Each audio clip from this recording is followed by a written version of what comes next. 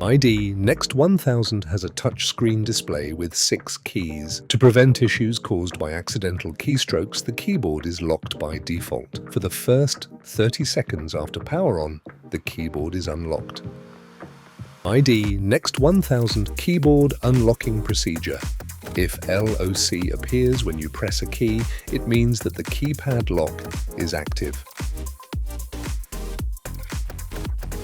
To unlock the keyboard, press and hold the down arrow key for at least 5 seconds until UNL appears. You can now browse through the controller's menus.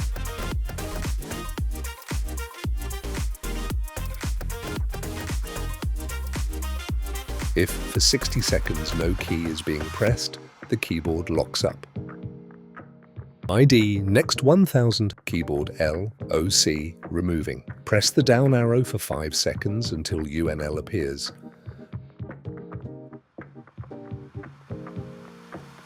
Press the set button for 5 seconds until DIF appears. Use the arrow keys to scroll to PA2. Press Set. Enter the installer password default 15. Confirm by pressing Set. Use the arrow keys to scroll to DIS. Enter the folder by pressing Set. Use the arrow keys to scroll to LOC.